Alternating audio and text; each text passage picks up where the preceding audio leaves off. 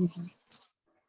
So I will turn it over to Corinne to start for us today and get us going with our meeting. So to you, Dr. Murphy. Thank you, Dr. Ellis. Good morning, everyone, and welcome back. It's certainly been a little while since we've all met. So before we begin today, thought we'd give a quick overview of where we ended and then where are we going today. So the last time we met was in August, and we prioritized our emerging recommendations so that they could be considered at the Continuum September meeting. So we gathered all that, we reported out to the Continuum during that September meeting. And that list, if you would like to review it, can be accessed in your Google folder. So make sure you're still keeping up with that Google folder. During the Continuum meeting, they further prioritized our recommendations and came up with a top 3.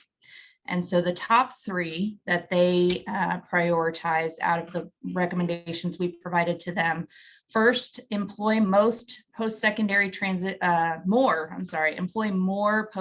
transition advisors to help students plan for and transition to post-secondary education. And I say here, here. Second one was to ensure every high school student has access to at least one early post-secondary opportunity and the support to successfully complete the course, particularly those students and families who have been traditionally underrepresented in early post-secondary opportunities. So that was very important to the Continuum.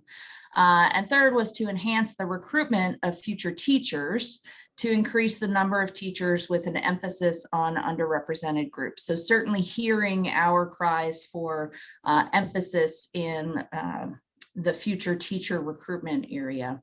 Since that time, the state agencies were then tasked to review the priorities and possible action steps to determine what they thought was possible and what it would take to implement those priorities.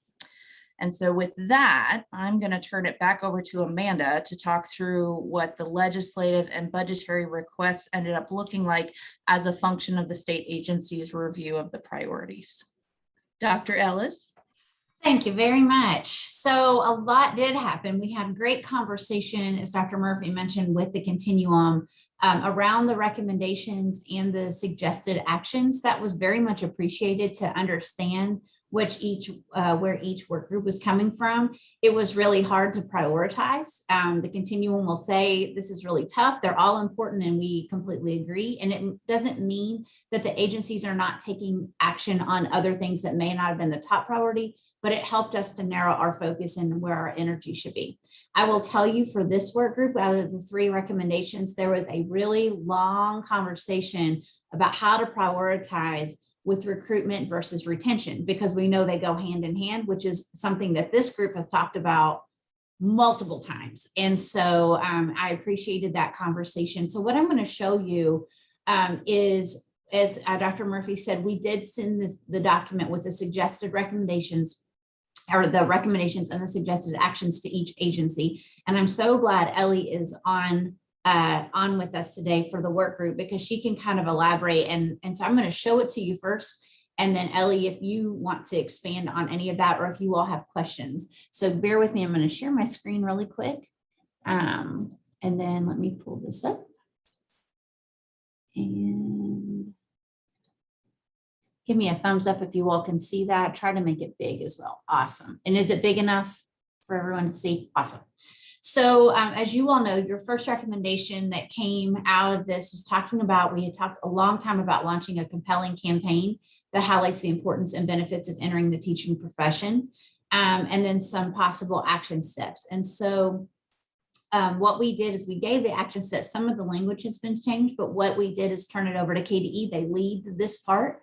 And these are some of the action steps that they're already doing and will continue to do. Ellie, is there anything specific you want to mention about this, or highlight anything that may not have been mentioned before? And I don't mean to put you on the spot, but I want to make sure that you get to speak up and share anything that you'd like to. Really, just we have seen tremendous growth over this school year with following on all of our social media outlets. So people are interacting more. They're visiting our website more. So it's working. it's slow. It is not, obviously it's not going to be a quick fix, but it's working slowly. And our interactions have been largely positive, which is really what we that's our goal, is to promote the positive side of teaching. There's plenty of news and sound bites out there to talk about why not to become a teacher, but we kind of steer clear of that, and it's been very positive. Good, thank you. And I know that I've seen it even more elevated on social media and responses and things. And so this is something Katie feels like that they have started, but they can push out even more, and we can help them. When you see this on social media, share it, definitely push those things out, because I do think they get a lot of coverage. The second recommendation is what the continuum, with lots of conversation, ended up landing on. It was really close between 2 and 3, which is what we were just talking about, the recruitment efforts of future teachers, especially with an emphasis on underrepresented groups. So you will see in the on the action steps, you will see where the budgetary request, meaning the request that would come from KDE to specifically this agency for this ask from KDE to the General Assembly, or if there are other funding sources. And what you're going to notice is that this is a very, and I know you know this, but I want to emphasize this, a rare time in history for education to have the amount of money that we have. Especially in K-12, not so much in post-secondary with the COVID relief funds, but KDE and the K-12 systems got a lot of money. And so what they have done is they've actually committed large chunks of money towards a lot of these efforts to really build out the work around recruitment. And so that's where the ARP funds are coming from. Those are the COVID relief funds that came to KDE, and they have committed some of these dollars. So you're going to see some of these action steps specifically around recruitment. And then I will even show you retention too. Ellie, do you want to talk about any of these specifically? And we'll give folks a chance to ask any questions as well. Really, we're still in the rollout phase, especially for STEP. PEEP is a little bit farther down the line. I love coming up with these fun acronyms and kind of coming up with a campaign for them. But the goal of all of these is to let a district decide how they want to use this money. And because what works in Johnson County doesn't work in Jefferson County. And so we want everybody to have the opportunity to recruit the way that they want and the way that works for them. So we're really interested in we think, first of all, that substitute teachers are part of the retention of teachers in the classroom. If you can't get a good sub, that's frustrating. It leads to the burnout. So we really want to enhance the training and the preparation for substitutes. And we think that bringing substitutes in can also lead them into the classroom permanently. And of course, we would love to see a way to get paraprofessionals certified and into the classroom. So that's kind of the STEP plan there. And then Project Early Entry is really about initiating the discussion about the teaching profession with students at an elementary and middle school level. We are growing in Educators Rising, and the teaching and learning pathway leaps and bounds this year that's grown, but we really need to start that conversation sooner and really think about, every little kid they play teacher, they play school, and it's still we want to foster that while it's still exciting to them before they become the jaded teenagers. We want them to still want to be teachers. So we think that this money will really help enhance efforts that are already in place and provide some maybe incentive to be creative in coming up with new strategies. Yeah. Ellie, if I could be so bold as to jump in there, the Educator Rising has been fantastic as an opportunity to partner between the high schools and the institutions of higher ed, the EPP programs. One of the challenges, and hopefully I'm sure this is on the list for you all to address as you're dealing with that, is the district level cost of Educator Rising.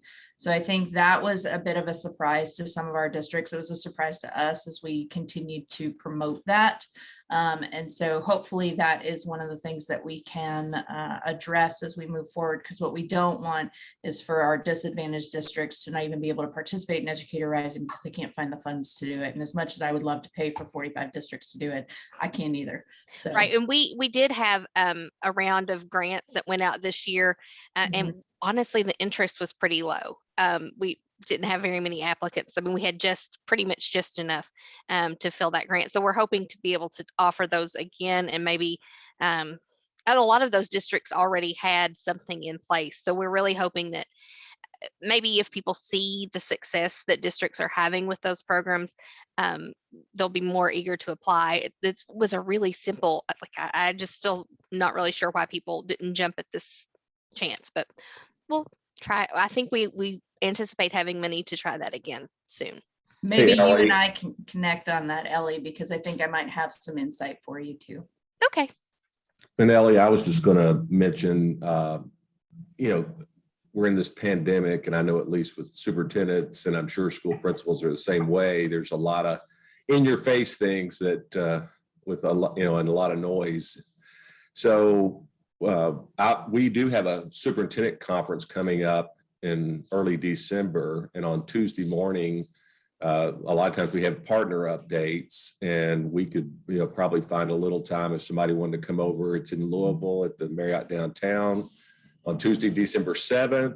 And I know Byron Darnell is going to come over and kind of, we're going to introduce him in his new role with EPSB and his office that he heads up. But, love to highlight the work and the opportunities. It might be a way to have them focus for a moment. Yeah, and I'm sure Byron, I mean, he's our associate commissioner, so I'm sure he would be willing to carry forth our go teach and Ed Rising message. So yeah, I will put a bug in his ear about that. Yeah, well, we confirmed him yesterday, so that'd be great. That was awesome. Any other questions specific to these before I scroll up, because I don't want to make people sick? Awesome. The other ones that you'll see here, there are lots of actions, as you can see, that are taking place. You probably remember Dallas Kratzer has talked extensively, about really targeting veterans of military coming back into civilian life, specifically around career and technical education. So they are working through options around that, specifically for openings and areas that are a struggle to find certified teachers in the CTE areas. And so that's something that Dallas is working on. They're pursuing grants, federal grants through the military and other avenues. And then the Grow Your Own grants, I'll let Ellie speak to that. The WIOA funds actually come out of the cabinet. So Susan Reber is on for the Lieutenant Governor today, but the cabinet was very generous in providing funding to help in the recruitment of teachers. And Ellie, I'll come back to you in just a second on that. I'll go on and hit these others if that's okay. Then the other piece, a lot of these actions literally are specifically aligned to what you all have requested and discussed. So I hope you find this to see where it really is reflected. The proposed regulatory changes to increase praxis validity. They just updated that regulation, but they are also pulling to see how many waivers have been requested on this extension on praxis to take next steps in this request on an action. So we've already talked with Cassie Trueblood on that and starting that conversation.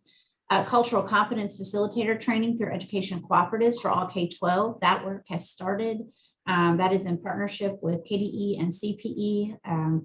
We are really being very intentional when we go through this. We had our very first session just on awareness with the facilitators in the co-op. The WIOA funds, again, from the cabinet really helped to spur this work. And just the development of it began in May, and we've done our first session, and it was an outstanding start and well received. And I really think there's some real promise to that growth. And then number 7 was where we just recently provided grants for the Commonwealth Educator Diversity Program grants to really deep dive into effective strategies for recruitment and retention of teacher candidates, diverse teacher candidates. We offered this to our public institutions just with limited funds that we had because they tend to have the most candidates. And so we were really happy. We had 6 applications from the 8 public universities. And we're able to administer 3 of those, one of those being Western. So Dr. Murphy's team got the grant. Northern Kentucky University and the University of Louisville all had very different proposals, but really interesting ways of recruiting and providing support to retain and successfully see those students successfully complete their program. And I have great hope in us being able to capture those strategies, the outcomes, and being able to spread the word on it is doable, it can be done, and have great benefits for students. And so I'm really excited for this opportunity. So I'll pause there because there's a lot on that page. Ellie, I don't know if you want to give a little more detail on the Grow Your Own, and then we can open up for any questions. Really, that was kind of what I was referring to, the 10 grants that we gave, oh gosh, back in the summer, I guess. But yeah, these are just things that I think we undersell what we're doing because we're just doing it and we're not really thinking about what a big impact it can make. But I think maybe the only other thing really to mention was some partnership that we had with CKEC, I think, to provide praxis support for students. That has been pretty successful. We've had a lot of requests for funding for that. And I think it has eliminated at least one barrier, or at least made it a little bit more attainable. Awesome. Any questions on these that you may have or need clarification? Well, and actually this piggybacks off of Ellie's comment about the praxis serving as a barrier. So item number 5, I certainly appreciate how challenging it can be to open a regulation and review the regulation and those sorts of things. But I do have a bit of fear if we are going to look at waivers as the guiding light as to whether we should be changing a praxis validity timeframe to 10 years when that really is the validity as outlined by the testing agency itself based off of their rigorous standards for setting validity metrics. Reason being is that waivers only represent those who can advocate their way through the system. Great point. And so if we are looking at barriers and perceived barriers, students who are returning to the workforce or returning to education to then further their opportunities within the workforce are going to look at, and we have plenty of internal evidence of this, they look at that score and they self-select out and they say, or that 10-year time frame or 5-year time frame, I guess is the actual standard here. They self-select out because they say my scores are too old and I don't want to take the test again. And so what we want to do is remove those perceptions and not necessarily cater to those who have self-advocated to a point where they've gotten a university to submit a waiver on their behalf, because that's a process. So whatever we can do to push a little bit on Cassie and her team to say, we do need to change that. I mean, it's not matching with what the testing agency says, and it is a perceived barrier not represented by the waivers. Yep. No, I think your point's well taken, and I can definitely deliver that as well. And I think you're right. If it's definitely on the point about who advocates or even knows that it's even available, I think that's a point very well taken. Bren, I think you have your hand raised if I'm reading my screen correctly. I have 2 going.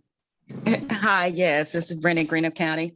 I'm really proud that we did have a school or 2 that received that Grow Your Own grant. I'm just curious, is there a way that have they tried making sure that every district, or at least schools in certain regions, all receive some kind of funding to help grow your own teachers? I mean, it's a wonderful program, and it's just sad that it has to be so competitive when it's such a great need for all of our schools.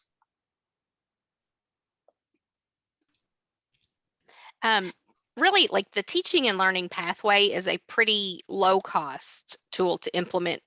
That end of it is a little bit easier. The Educators Rising student organization is more costly. I mean, there are costs associated with the teaching and learning pathway, but it can be navigated maybe a little bit better. You can finding the teachers to teach the dual credit courses within your school is pretty easy, because those are some of the like lowest barrier. Like, I think you have to have 5 years of teaching and a master's to be able to teach one of those pathway courses. So I think we're looking at different ways, and I do think we're seeking more funding.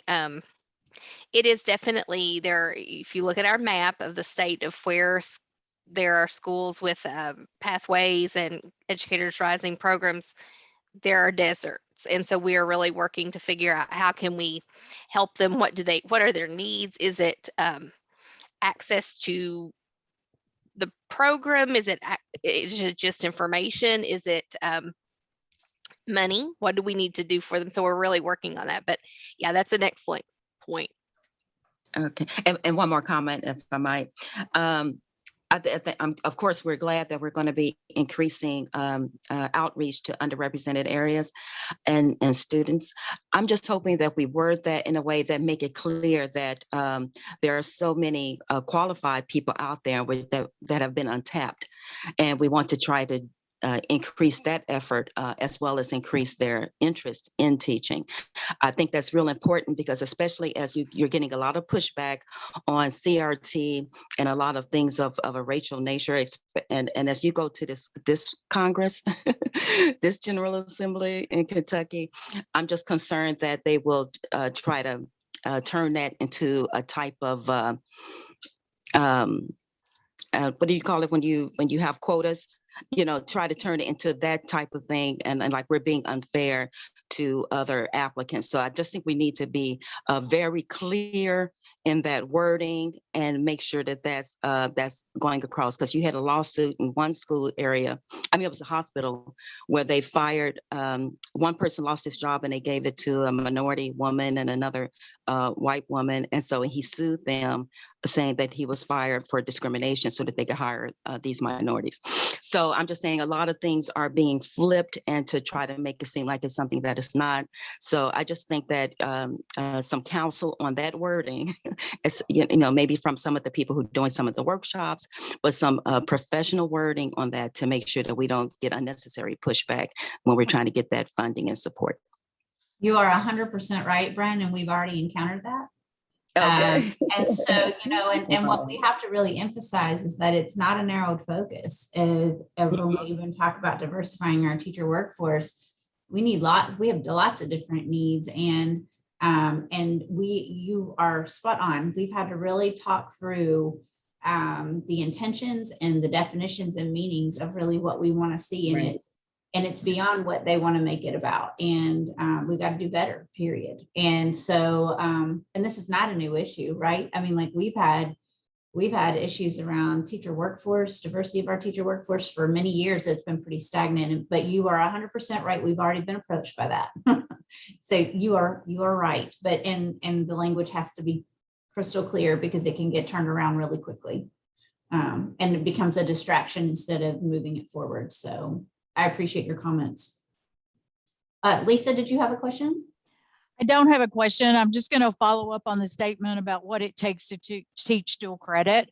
It depends on the course. If the course is going to be a transfer course or accepted at a 4-year, the instructor at the high school needs a master's in the area, or 18 graduate credit hours in that area. If it's a technical course, it's a little bit different. So if we're talking about, for example, one of the courses that Murray State teaches at some of our local high schools is a beginning education course, that person must have either the master's or the 18 graduate hours. So that's a SACS requirement. And so we just have to be careful with that. Also, as we move forward, if we're going to think about dual credit in that area, we also have to keep in mind how many hours each institution is offering. SACS considers anything that's online. If the high school is giving the student time during the day to complete an online course with a post-secondary institution, SACS considers that to be taught at the high school, even though it's really not. And so we cannot move, if we move to 50% of a credential, then that site must be an approved off-campus site for that institution. And of course, that's a cost and a whole process. And SACS has changed recently that process, and we're going through that with one of our ATCs right now, and it's a bit of a nightmare. So I just want to make sure everybody understands that you've got to watch out for that piece too. It's a great point, Lisa. I appreciate that. That is a huge bump in the road for a lot of things. So I appreciate you bringing that up and bringing up the changes in SACS. We need to make sure that that's clear for folks. Yes, yes. So Thank you. I appreciate that. Sherry, did you have your hand raised? I did. And this is just a little bit of a different take on things, but I was reading some articles on LinkedIn this morning about the Great Resignation and how that has been in the media quite a bit lately. And really, it can be a factor that, with all of these points that are brought out about retention and recruitment particularly, that we can potentially capitalize on.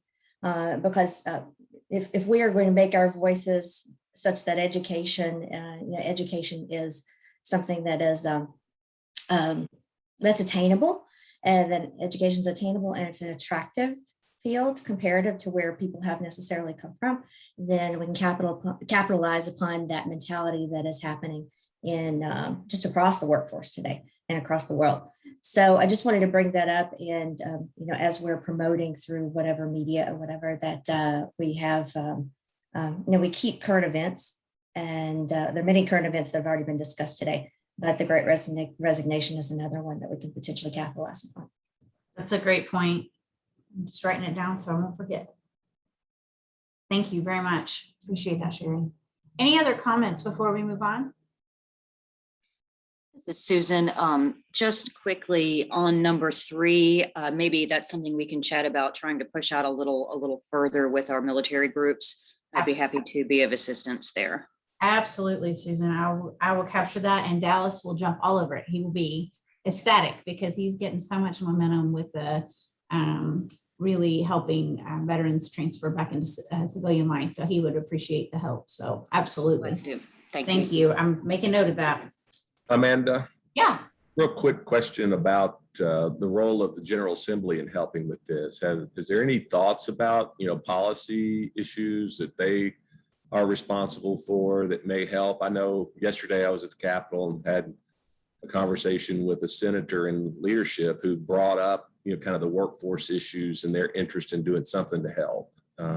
It's a good question, Jim. We've talked about it quite a bit with the commissioner and even with some of the General Assembly folks. As if you probably remember, one of the frustrations they had, some of the members, they came up with MER before, and Office of Civil Rights shut that down.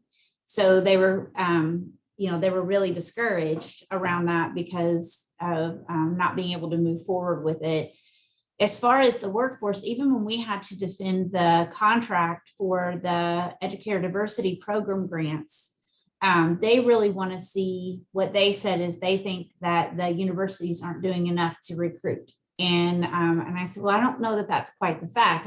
That's not it. There's a lot of competition out there. And so definitely, Jim, if you hear anything specifically that you think would be well received by the members, that's not something Dr. Glass was opposed to. He just wasn't sure that he doesn't have a budgetary ask because he knows that folks are asking what they're doing with the ARP funds and the ESSER dollars. And so they do have money allotted to that. So they didn't feel like it was appropriate to ask for general funds where they have funding right now. But as far as any incentive type piece, I don't know. I think it's a really good question. And if you have any insight or suggestions, I'm not opposed to pursuing that at all. I think anything would help because we have a major issue, as you know, and and it's not going to get better for a while. So if you have recommendations, I am all ears and would be happy to pull people together. Well, I think the more, specifics we could give them, I know everything that you've kind of outlined so far, there's already pathways to do it. Sounds like there's funding sources to do it, but, uh, you know, one of the things is just even from a, in some ways, from a symbolic way, I think I think there is some interest of helping and, and getting them engaged and involved, I think will also help shine light on it. So I'll keep thinking about that. And some of these themes, we've talked to them about, looking at ways to, support those kinds of things from, like one of the things that we've talked about in recent years is, they've identified those high demand work sectors. Yes. And I think, education ought to be added to that mix and kind of looking at, some things like that albeit maybe symbolic, but still elevate the profession in some way. I agree. And that has been discussed several times. You're 100% right on the work ready. It at least to get the first 2 years in to then move on to that, like a 2+2 model. But yes, I hear you. I'll think on that too, Jim, and definitely reach out if there's some additional conversation. We'll put some thought to it. But I appreciate that very much. And I don't disagree. I don't disagree at all. I'm going to scroll down to the recommendation number 3 and just hit this briefly. Sorry, I didn't mean to scroll so much. So this is around the retention, teacher and administrator retention and advancement opportunities with special attention to underrepresented groups. And so you can see that there was a lot of our conversation around KTIP, around the Kentucky Teacher Internship Program for new teachers. We lost that a few years ago. Don't see it coming back. Although I know, Jim, you have always advocated for it, with many of us who advocated for that additional support for new teachers, that we had it for 30 years and it was gone. KDE has said that they are putting $2.8 million in ESSER dollars to kind of establish something similar, a new teacher support program. And Ellie, I'll let you speak to that here in a second. The other things around real retention is we talked a lot around teacher voice, teacher leadership, and advancement in the field to retain. So we had talked about the national board supports to include professional learning and building a teacher network. The impact survey, which is going on now, to really monitor the school culture climate and to respond to that. And then that the public K-12 educators have access to the CAPE competency modules to assist in the development of more effective and equitable practices to meet the needs of all students. This is something KDE is working on as an online professional learning module.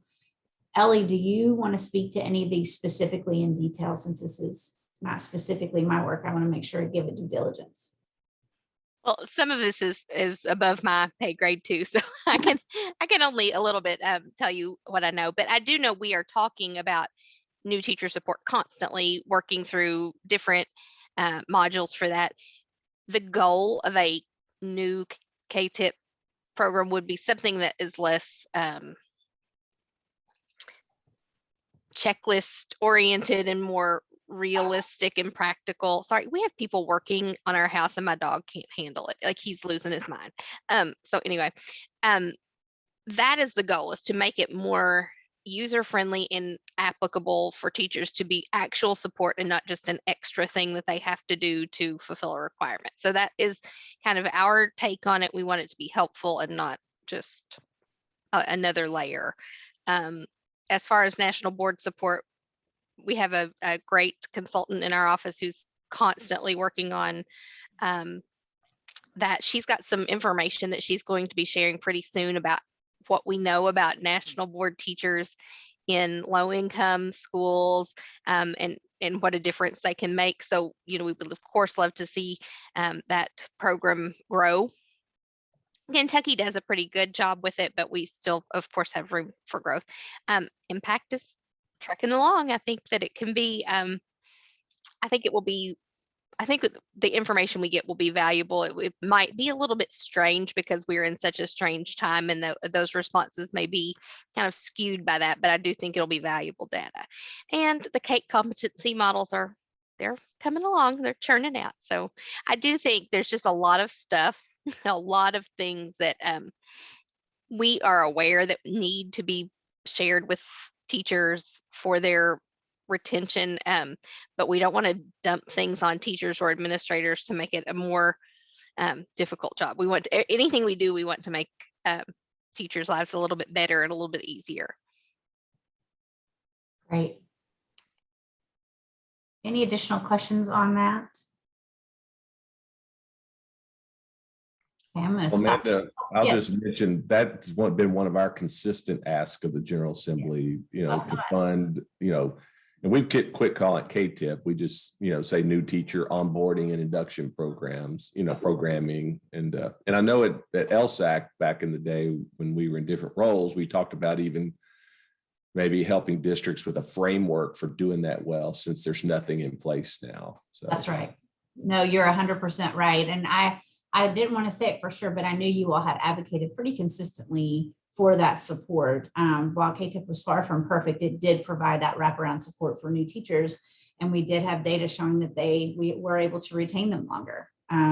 So I appreciate that very much. I'm looking forward to seeing what KDE will do with the SRLers to kind of maybe build out a program as such with some funding that would support that wraparound support from other individuals, which I think is really helpful. Well, and I would offer here that this is another opportunity for IAGs to partner with districts in support of the new teachers. They're folks that just spent, a good amount of time prepping those teachers to be teachers in the classroom, and now they're letting them free and go and fly, and these are good things. But like a good mama bird, they want to keep track and help and be supportive and make sure that teacher's going to be successful. And I think too, the idea that CAPE accreditation, that's CAEP in this case, that accrediting body does require that new teachers are assessed for their impact within classrooms. And that data serves to influence the decisions around educator prep programs and their accreditation.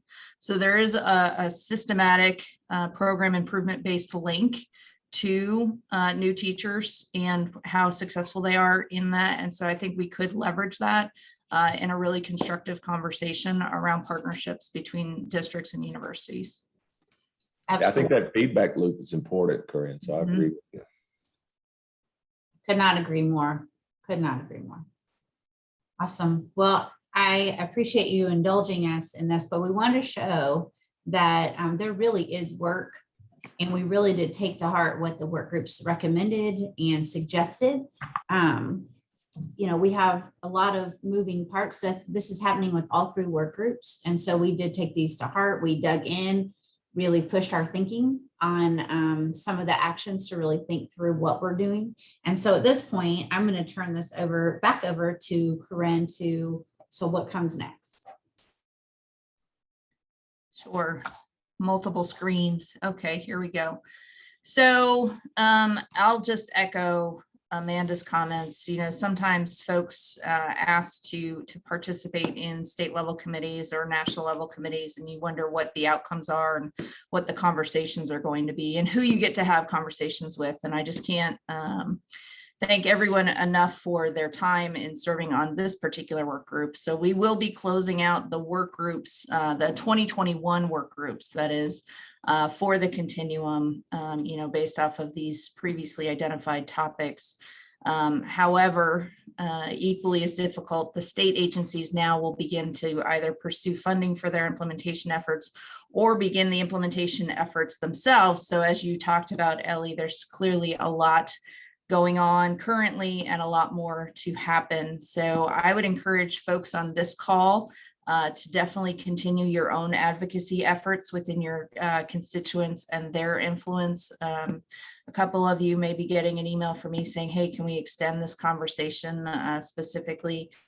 Dallas, Sherry, I hope there's no more snakes in your kitchen. I will never forget that in any way, shape, or form. And so I just want to really emphasize that this work, and I'm pleased that it's going to continue and move forward, and everything has been documented. So to Lauren and that whole team, thank you so much for your work in researching and making sure that the voices across the Commonwealth could be heard. So Amanda, I think that's it from my side, but yeah. Yes. So amazing work. yes. So, and thank you, Dr. Murphy and the Lieutenant Governor. She wasn't able to be on today for their leadership because they have crazy schedules, as you all can imagine, and have more than accommodated pre-meetings and meetings and all of such, and presenting to the continuum. So where we go from here is I've taken even your comments from today, I've written them down, and we will take this draft to the continuum for December 9th, review what the asks are, some of the comments that you all made today, specifically things to promote or push to have that as a part of conversation. And then we will begin the hard work, if we haven't already started, to really do implementation efforts. And so we'll finalize a final yearly report so you know what we've done, what you all have done, and where we're going, and how this has really guided our work and really open lines of communication, which is the beauty of the continuum and work groups for folks to be able to cross lines and do things collectively instead of in silos, because there's so many amazing resources. Then what we're also going to do is, as we're into the year 2022 for implementation, we will be starting another round of the continuum. So this is not a one and done. This is the continuous improvement of the work around the education pipeline. And so where this work group, as Dr. Murphy said, comes to a close, there are still going to be opportunities in the future for ways to engage in the topics. And so there's a couple things that we would really like from you today before you log off. I'm going to turn it to Lauren and to kind of lead us through this piece. And then when she's finished, then we'll wrap up and let you have the remaining part of your day. So Lauren, I'm going to turn it to you. All right. Thanks, Amanda. Woo, first time talking in an hour, lose my voice. So I just put a link to a survey in the chat. As Amanda and Corinne shared, as we look ahead to next year, we're really interested in hearing your feedback about your experience over the past year as a member of this work group. So we anticipate this will take less than 5 or 10 minutes of your time. So would encourage you, if you have time now, since we are wrapping a few minutes early, if you can complete it today, that would be beneficial. But if not, if you could please aim to complete it by the end of this week, so that we can kind of gather all of your feedback together and have a conversation on how we want to continue to improve the work groups for next year. There's just a couple questions. They're all optional, but highly encouraged, asking you to reflect on what really worked well this year, what was beneficial to supporting your work as a work group member, and then probably more importantly, like where can we improve for next year?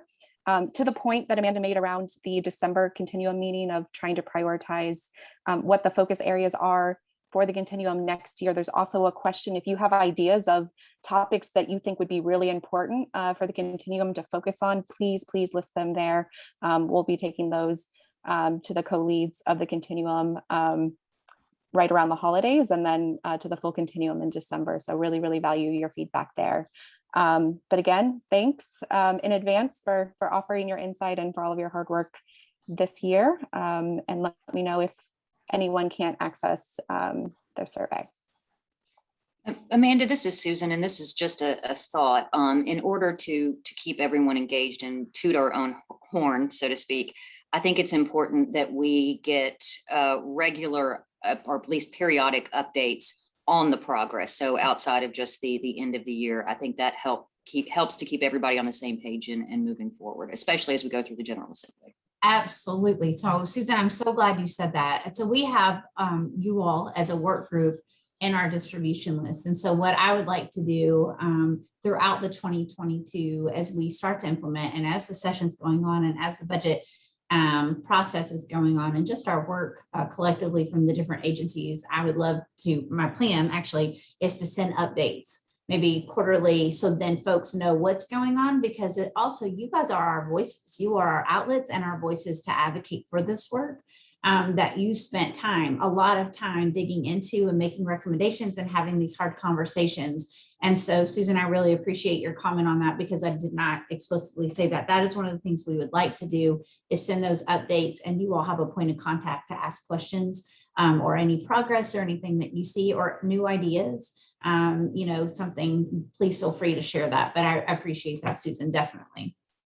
I love that. And please make sure you can open the form too. So if not, we can ask Lauren, or she's right here on the call. So we'll be able to address that, and really think about other topics, things that we may have even talked about that you would be like, this is something that really needs to be addressed. Put that in your survey. Nothing is off the table. And we want this to be relevant and helpful and really be a lever. And we feel like that this year's work has really been a lever on moving some things forward that typically wouldn't have been, or creating partnerships that we have not ever had before. So that is the work of our Commonwealth and how we collaborate together. So Corinne, I'll turn it to you to do the final thank yous, and I really appreciate everyone. As Amanda said earlier, and of course, thank you to Susan for representing Lieutenant Governor today. We both thank you all very, very much. There was a lot of intentionality from Amanda and Jennifer and their team in selecting this group of people. We appreciate your spirit and the idea that no idea was too small or too crazy to bring to the table. And certainly the pushing and the pulling of these conversations is how we landed with things that were doable. And that was one of our really big goals, was to have actionable items that could be addressed. And so I feel confident in that. We look forward to getting the updates from your team, Amanda, on all of that. And I think that's a wrap, which is great before Thanksgiving. We need to wrap more things up before, in 1 week, we all gather as family and friends and reflect. So I wish you all a very, very safe set of holidays and experiences over the next couple of months. All right. Thank you guys so much. Have a wonderful day, and we will be in touch. And I hope you all have a wonderful holiday. Thank you. You all too. Thank you. Thank you. Goodbye. Happy Thanks. holidays. See you, Bren. See you, Cameron. It's so good to see your face. Thank you. Yes, it's so good to see you as well. We are going to have a lunch before the end of the year. Yes, I'm here for it. Yes. I wanted to ask you, like, what